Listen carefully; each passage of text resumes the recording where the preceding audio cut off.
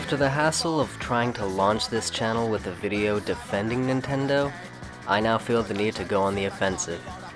How ironic is it that I wanted to make my debut advocating them, yet their draconian YouTube policies made it almost impossible. It just made it tedious and sucked the fun right out of it. If you saw my other video, you know the things I both love and hate about Nintendo. Let's go through some of these and see where they stand today. They could use a bit of constructive criticism. We start with you. I'm gonna kill myself! Wow. You know what? I'll leave this one for the end. Let's start with fan games. Now this is one thing I can sometimes kind of understand where they're coming from. For one thing, there's quality. Fan games can suck. Nintendo are sticklers about quality for good reason. They don't want their reputation to be compromised by second-hand use of their own content. And you know what? Forget the business perspective for 1 second and think of it from the shoes of an artist. These are their creations, and they should be the ones to handle it. Taking someone's creation and continuing it as your own is arrogant. And then to profit from it is just fucked up. And I don't think Nintendo is alone in thinking this. If fans were selling their own admittedly impressive sequel to The Last of Us, these guys would probably get shut down just as hard as they would if they made Super Mario World 3. Not to mention sued for all the profits plus anything else the company can vacuum up. But most fan games are non-profit, and many don't suck at all. Yet Nintendo swiftly shuts them down without remorse. It's a tricky topic since the one thing Nintendo should protect is their game creation, but droughts occur frequently, and a fan game can be the one alternative to scratch that itch. At some point it just comes down to I just want people to be happy and play fucking video games. It's not like anyone is gonna stop buying the official games because they played some free amateur mod online. Or would they? What if a non-profit fan game becomes so popular that a large portion of Nintendo fans decide they like the direction that game is going more than the official series? See, this is the one thing on the list I can occasionally understand Nintendo's position on, because if I wrote a best-selling novel and someone took it upon themselves to write the sequel, I'd be fucking busting heads too, but they do kind of take it too far. Next, we have emulators. If a company wanted to combat piracy for products they actually offered, then fine. But there are so many games that never make it to the virtual console, or they take years into the console's life cycle to come. If they aren't providing a way to buy their game, then they technically aren't losing sales when people download them. And considering just how many video games have come out since video games have been around, most of those presumably won't be re-released because there's just so fucking many. And the only way to experience all that history is through emulation. Where else are you gonna play fucking Metal Gear or Rule of Rose? I'm not paying $300 for a game that's famous for its flaws. If Nintendo wants us to purchase instead of pirate, then fine. But locking their games in a vault and allowing us to purchase them only when they feel like it is despotic. The classics, I don't care if it's video games, music, films, books, whatever. The classics are a part of our lives as much as the creators. Hashtag save the Pirate Bay. Next, lawyers. Fuck 'em. Fuck judges too, and fuck the Van Nuys Municipal Court. Region locking. It's done. It's over now.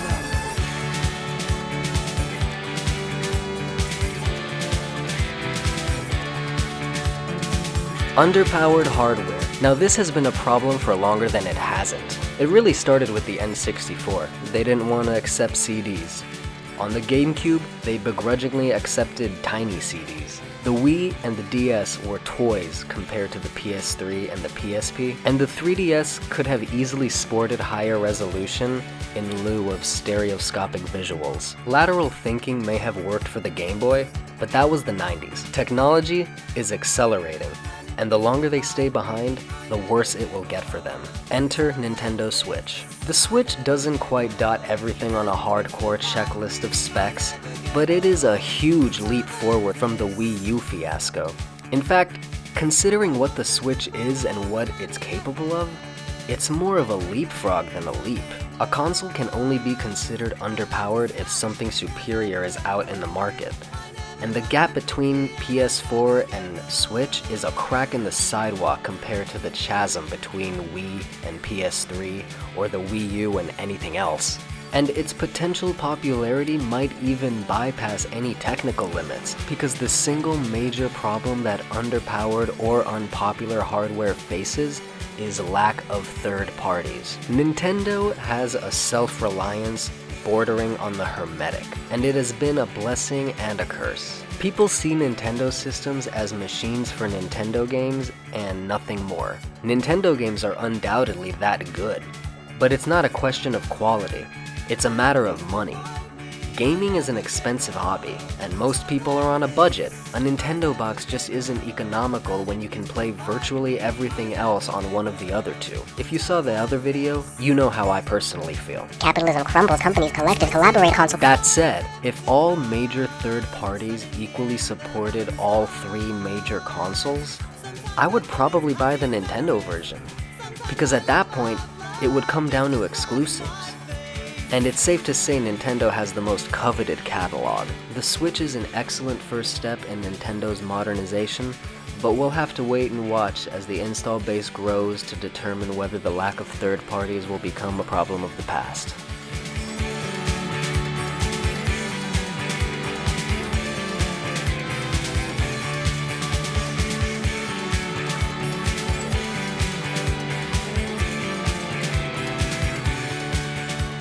Neglecting their own franchises is the one thing even the most obnoxious loyalists will come together to rightfully bitch about. Nintendo has more IPs than they have studios, and the ones with the most sales get the most attention. This has led to droughts for so many awesome franchises that it hurts to list them. However, and some articles I may or may not have read, and predicting a major paradigm shift on the horizon. With the Switch poised to synergize the separate home and handheld divisions, we're about to get double the games on one console. I also read somewhere that they recently acquired a new building wholly devoted to software development. This was around the time they sold their share of the Seattle Mariners. And if you zoom out, they have a nice handful of talented second-party partners. Now the worst thing they could do at this point is to continue the 3DS line or even make a successor to it, like the super new Nintendo 4DS, and then continue to have a handheld division and a console division where the console just happens to be able to also be a handheld. That would be one of the most inefficient moves they could pull as a business, and knowing Nintendo, that's kind of why I'm afraid they might do it. But they've been making so many right moves lately that I doubt that's gonna happen. It's just a little inner fear I think all of us might have. So instead of buying two separate consoles with separate games, with one tethered to a TV and the other unable to connect to a TV, we now have a single machine that can play on or off the TV and is bound to receive all the games from all the studios.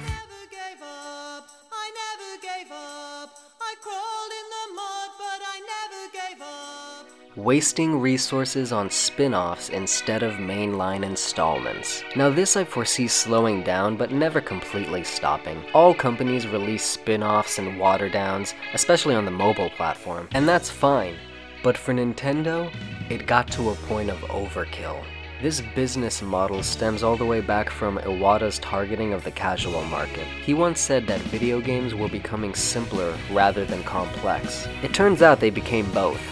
The core and casual markets coexist, as they should, but it was this shift in design philosophy during the Wii DS era that bloated in the Wii U 3DS era, wherein Nintendo settled into a rut of making lots of AA spin-offs aimed at kids that felt like effortless shells of the series they represented. They simplified narrative and gameplay, used overworld level progression, and distilled them into side-scrolling platformers. The difference in design philosophy is staggeringly noticeable because from the NES to the GameCube, Nintendo constantly pushed the envelope by creating games of epic scope and timeless quality. But I do feel the gears reversing once again. The Switch is such a meaty machine that these games wouldn't even be welcome as a lineup filler. Look at the first 10 months alone. If the Switch's first year is anything to judge by, Nintendo seems to finally be grinding down on mainline AAA titles, especially first party. There may be a few spin-offs to appease certain niche markets, and some of them might turn out great, but I remain hopeful that the AA days are long behind us. Gimmicks. The Wii was the first Nintendo console I refused to get. The DS was the second. I didn't get a 3DS until the new model was announced alongside Majora's Mask, and I didn't even know the Wii U existed until I heard people talk about how Nintendo was floundering in failure. But the Switch is more of an innovation than a gimmick. It even takes the things that began as gimmicks and heavily improves on them, like motion control. Gimmicks are over. For now. And finally, we address their YouTube policies. Why are you torturing me? I always sympathize with YouTubers' disillusionment with Nintendo, but I was as vicarious about it as I am with the news. Adult stuff, adult stuff, adult stuff. The world is scary. Adult stuff, adult stuff. Scary people yelling in another part of the world. Adult stuff.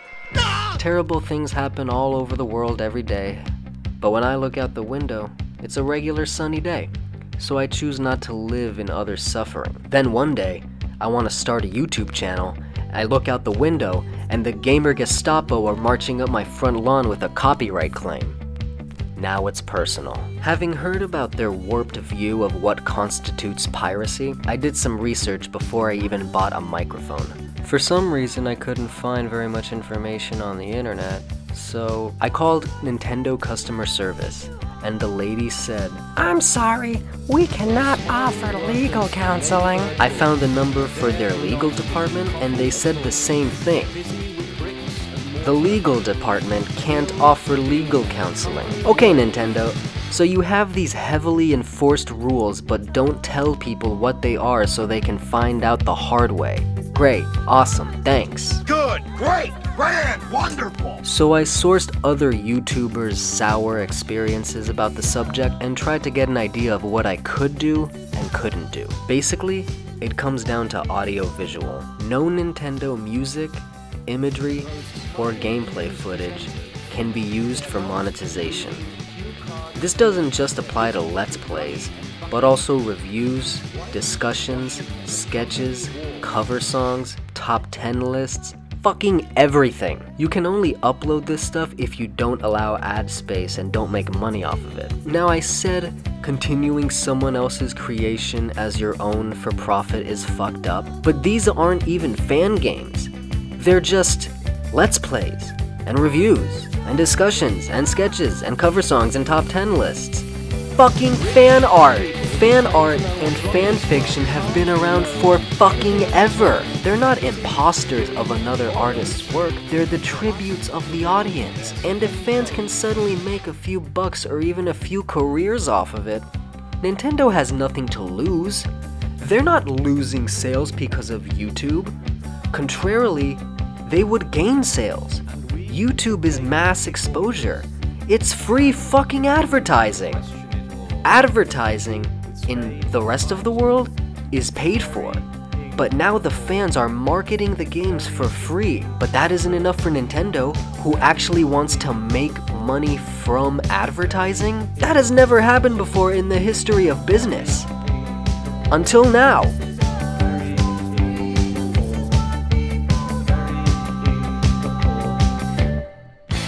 Nintendo is actually making money from advertisements they didn't even have to pay for.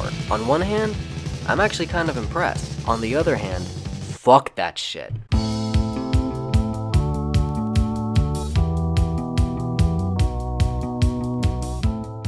YouTube already takes 45% of the pie, leaving creators with 55%. Then Nintendo swoops in to gobble up the entire pie, or if you sold your soul to the devilish abomination that is the Creative Partner Program, they only make 30 or 40% of a YouTuber's 55. That's only 16.5 or 22% of the pie for them. It's maddening because that kind of money is nothing to them. They wipe their corporate asses with that money. But the drop from 55% to 38.5 or 33 is significant for a struggling YouTuber, and those who remain independent earn nothing. But for Nintendo, it isn't about making money. It's about making a statement. It's about Nintendo's right to have autocratic control over everything they own, and no one can profit off it, even if it has no negative impact on their business, and even if it's not directly replicating their business. From a legal position, yeah, they have the right, but that doesn't make it right. An unjust law is no law at all. For my legal defense, I point to the fair use doctrine. For my illegal defense, which I find to be a much more potent argument, I point to the philosophy of French anarchist Proudhon. Property is theft. I like to doubt that certain people like Miyamoto are pulling these particular strings. I doubt he gives a shit what people do on YouTube. My guess is that it's a combination of Nintendo upholding its reputation and the legal department. And they need a complete overhaul. Their stance on YouTube is a form of policing fan art and fan fiction, and it would be wise to just stop. Nintendo should just let their fans express the passions they have for them, lest they risk alienating the ones who love them enough to spend hours making stupid little videos about them. Do I stand alone again in my endless search for freedom? Challenging the might, defeated, falling helplessly away. So what can we get away with and still make money? We can discuss, comment, praise, and criticize Nintendo without including any audio or visual content. No gameplay footage, no music, not even a sound effect or a screenshot. I might as well start a fucking podcast. But it's not just Nintendo. I mean, it is, but it goes beyond just video games. Like, the only music I can use for this channel is anarcho-punk because those bands don't believe in fucking suing people.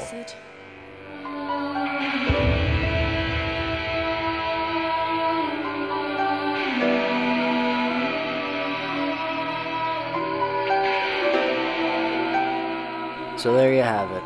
Nintendo desperately needs to iron all this shit out, but they still make killer games, and I still love the bastards, especially lately. They are killing it.